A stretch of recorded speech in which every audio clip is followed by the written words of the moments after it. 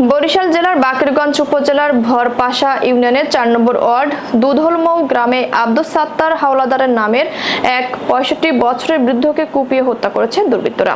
১৫ জুলাই দুপুর ১২টা ৩০ মিনিটে তার নিজ বাসভবনের ধারালো ছুরি দিয়ে এলোপাতাড়ি কুপিয়ে পালিয়ে যায় এক দুর্বৃত্ত।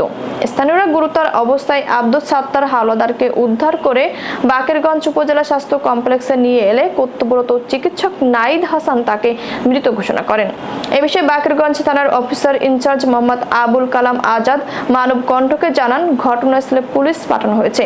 মরদেহ ময়নাতদন্তের জন্য বরিশাল শের-ই-বাংলা মেডিকেল কলেজ হাসপাতালে পাঠানো হবে। প্রাথমিক ধারণা, পূর্ব শত্রুতার জেরে এই হত্যাকাণ্ড ঘটতে পারে। এ বিষয়ে একটি মামলার প্রস্তুতি চলছে।